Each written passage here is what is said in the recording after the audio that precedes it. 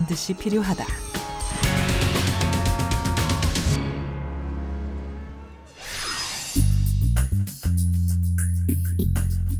최근 한약재 시장에도 빨간불이 들어왔다.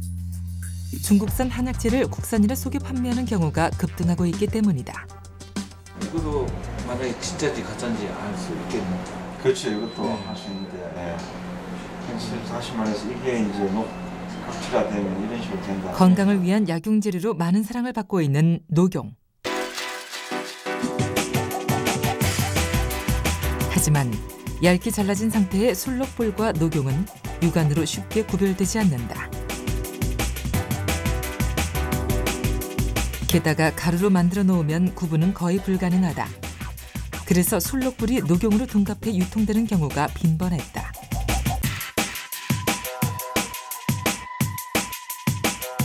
하지만 지난해 말에 개발된 술록 검출법으로 녹용이 섞여 있는 미량의 술록불 가루도 찾을 수 있게 됐다.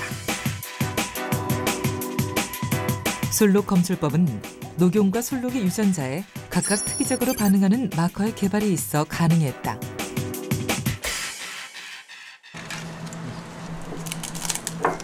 가짜 녹용을 판별해내는 유전자 분석법인 술록 검출법의 특징은 각 시료에 선택적으로 발광하는 형광 마커를 입힌 것. 발광된 물질을 기계가 민감하게 인식해 검출 속도가 한층 빨라졌다.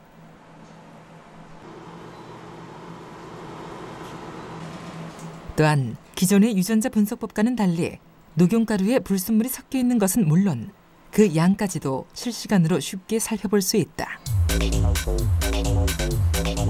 이 탐침기는 녹용 DNA나 술록불 DNA에 대해 모두 0.02 ppm까지 민감하게 반응한다.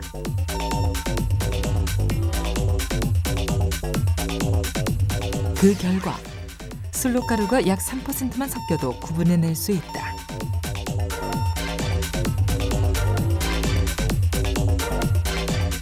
이 기술은 현재 중국에 특허 출원됐고 한약재 감시 현장에서 쉽게 사용할 수 있도록 키트화를 추진하고 있다. 바다 생물도 원산지 논쟁에서 자유로울 수는 없다. 한국 사람들이 선호하는 홍어. 공급량에 비해 소비량이 월등히 많은 탓에 수입산이 국내산이 되거나 홍어 대신 가오리를 속여 파는 경우도 많다. 그래서 DNA를 이용해 홍어와 가오리류 어종을 신속하고 정확하게 판별할 수 있는 종판별 DNA 칩이 개발됐다. DNA 칩은 어떤 그 각각의 모든 생명체나 개인들도 마찬가지지만 DNA 염기 서열들이 조금씩 다른 거를 가지고 있습니다. 독특하단 DNA 어떤 염기 서열을 가지고 있다고 할 수 있는데요. 이것을 바탕으로 해서 DNA 칩 위에는 그 독특한 염기 서열을 잡아낼 수 있는 상보적인 DNA를 가닥을 붙여 놨습니다. 오류로부터 증폭된 그 DNA 염기서열이 만약에 서로 매치가 된다 그러면 서로 붙고 그렇지 않으면 붙지 않는 성질을 이용해서 잡아내는 것입니다. 이 기술은 국제적으로 생물의 종판별 표준 시스템으로 정착되고 있는 유전자 신분증 제도를 실용화한 것이다. 유전자 신분증 제도는 지구상의 모든 생물에 대해 표준화된 DNA 분자 마커를 부여해 종을 식별하는 방법이다. 진짜 홍어인지 아닌지를 판별하기 위해서 먼저 홍어의 DNA를 추출한다. 그리고 각 생물종의 특이적인 DNA 단편을 이용해 만든 데이터베이스가 입력된 칩에 새로 추출한 DNA를 결합시킨다.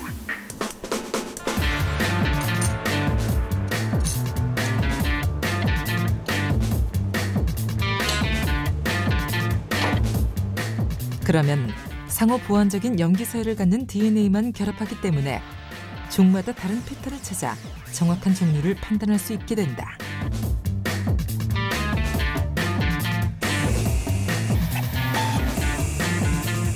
이번 DNA 칩의 개발이 호평을 얻는 이유는 판별 과정이 손쉬워졌다는 것. 또한 이 방법을 이용하면 형태적으로 구분이 힘든 종이나 통조림으로 가공 처리된 수산물도 짧은 시간에 판별이 가능하다.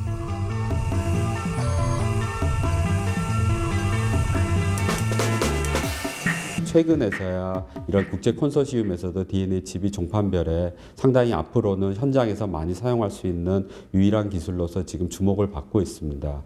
그래서 지금 현재 아시겠지만 먹거리뿐만 아니라 여러 가지 생물 자원의 보관 관리 문제에서 이쪽 종판별에 이용한 DNA 칩의 시장은 아주 밝다고 생각을 하고 있습니다.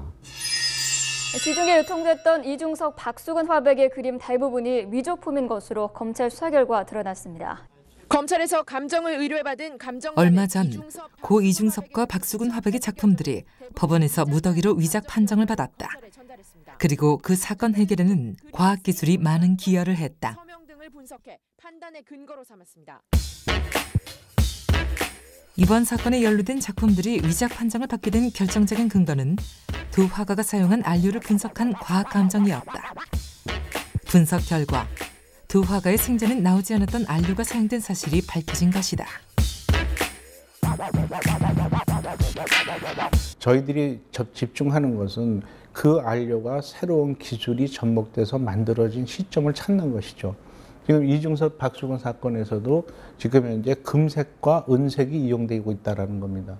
그래서 금색과 은색이 이용되려면은 옛날에는 금을 이용하든가 아니면 구리를 이용하든가 아니면 알루미늄을 이용하든가 이런 세 가지 방법밖에 없었는데 지금 저희들이 거기에서 검출을 하니까 TI라는 산화 티타늄이라는 금속이 이용되고 있다는 것이죠. 검출된 산화 티타늄 피복 운모는 인공적인 기술로 만들어지는 재료다. 운모에다 티타늄을 피복시켜서 은색을 만들고 거기에다 철 성분을 섞어서 금색의 안료를 만든다. 이 안료의 개발 시기가 화가의 생존 시기와 맞지 않아 위작을 밝히는 결정적인 이유가 됐다.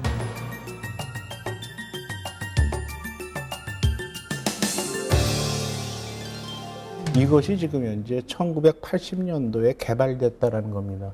그러니까 1980년도에 개발된 색소가 1956년에 돌아가신 분이 쓸 수 없다는 것이죠. 그러니까 저 색소가 이용된 그림이기 때문에 가짜다라고 판정하게 되는 겁니다. 위작에 숨겨진 안료의 비밀을 밝혀낸 1등 공신은 바로 X선 형광 분석기. X선을 쏘이면 성분에 따라 고유한 X선이 방출되는 원리를 이용해서 특정 원소의 종류와 양을 알 수 있다. 이렇게 그림의 위작 판정에 X선 형광 분석기를 사용하는 이유는 그림을 손상시키지 않고도 원소를 분석할 수 있기 때문이다. 위작 판정의 또 하나의 근거인 서명 위조는 사진 촬영법을 통해 밝혀졌다. 목표물에다가 조명을 하면서 그 조명이 일반적으로 카메라 렌즈에 들어오면 안 되죠. 근데 저희들은 역으로 그것을 카메라 렌즈에 반사가 들어오게 하는 겁니다. 그러면은 두 물질이 있었을 때 반사하는 물질과 반사하지 않는 물질은 어떤 차이를 나타내는 것이죠. 바로 그 방법을 응용해서 이제 찾아내게 되게 되는 겁니다. 검은 색상의 먹지를 이용해 일차로 서명을 복사하고 그 위에 남색의 물감을 이용해 이중으로 서명한 흔적을 사진 촬영법을 통해 찾아낸 것이다. 또한 박수근 화백의 경우 110장의 그림에 같은 서명이 복사돼 사용됐다는 사실이 드러났다. 그림 크기와 여백에 따라 다를 수밖에 없는 서명의 크기. 하지만 위작으로 판명된 작품들의 경우 작품의 크기는 서로 달랐지만 거의 모든 서명이 1mm 오차 범위 내에서 합쳐지는 것을 알 수가 있다.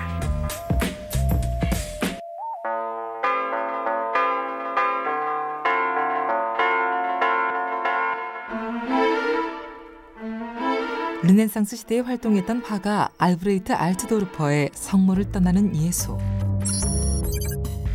이 작품 속 노인의 얼굴에는 비밀이 숨겨져 있다. 적외선을 비추면 드러나는 노인 얼굴 스케치에는 전혀 다른 표정이 나타난다. 물감으로 그려주는 과정에서 다른 표정으로 바뀌게 된 것이다.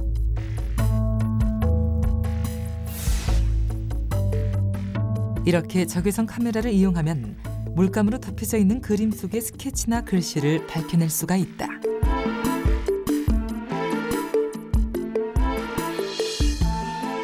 우리 회화사 최고의 걸작으로 꼽히는 공제 윤두서의 자화상. 이 초상화는 목과 상체는 물론 귀도 없이 머리통만 그려져 있어 숱한 수수께끼를 낳았다. 하지만 적외선 투시 분석 결과 눈으로 보기 힘든 상체의 옷깃과 도포의 옷주름선이 확연히 드러났다.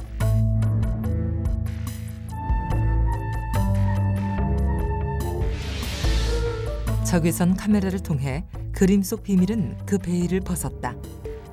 세월의 흐름에 따라 희미해져 보이지 않던 선들이 원래 모습 그대로 우리 눈앞에 드러난 것이다.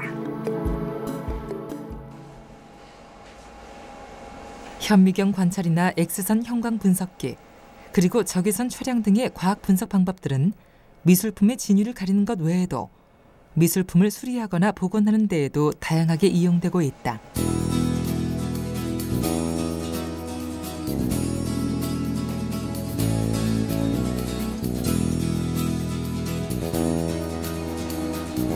하지만 위작을 밝히기 위해서 필요한 것은 과학 분석만이 아니다. 이와 함께 작가가 그림을 그리는 습관이나 양식, 그리고 미술사적 연구 등 다양하고 광범위한 인문학적 바탕의 연구도 함께 진행되어야 한다. 과학만 가지고 그림의 진위를 밝힐 수는 없습니다. 그러니까 그림의 진위를 과학이 밝힌다는 건 너무나 어려운 얘기고요. 그리고 너무나 많은 시간이 소모되고 너무나 많은 그 분석을 해야 되고 그림의 결정적인 그 손상을 일으키게 되고요. 그래서 미술과학이라는 것이죠. 그러니까 미술과 과학이 접목돼야지 되는데 미술과학이라는 것은 뭐냐면은 인문학적과 도당학적 검토가 먼저 이루어진다는 것이죠.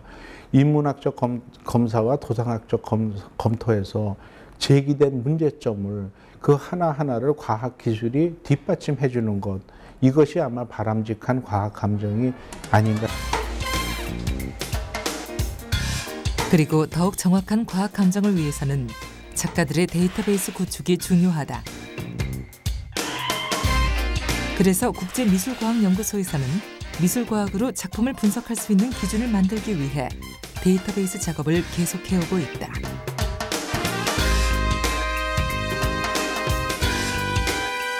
그동안 수집해놓은 시료들을 분석하고 데이터베이스화하여 과학 감정과 위작 판정에 활용할 계획이다.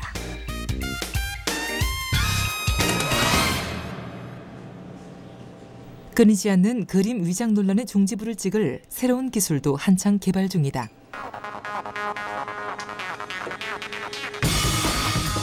기존의 나노 DNA 바코드 시스템에서 한층 업그레이드된 광학 DNA 바코드 시스템이 그것이다.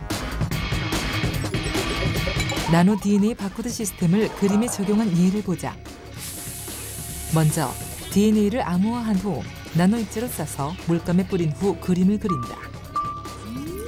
그리고 그림 속의 DNA 정보를 분리한 다음 기계로 판독하는 방식이다.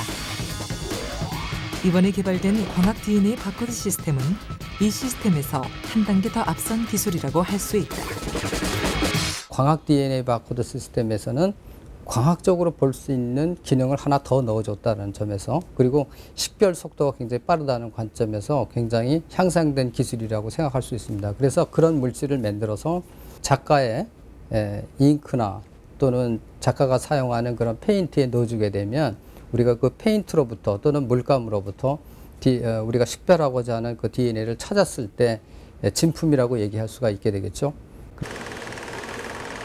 암호화된 DNA를 바코드로 이용할 때의 문제점은 DNA가 열이나 독성 물질에 취약하다는 점이다. 하지만 DNA를 둘러싸는 나노캡슐로 이 문제는 쉽게 풀렸다. 초미세 나노기술로 캡슐 처리에 반영구적으로 정보 보존이 가능해진 것이다.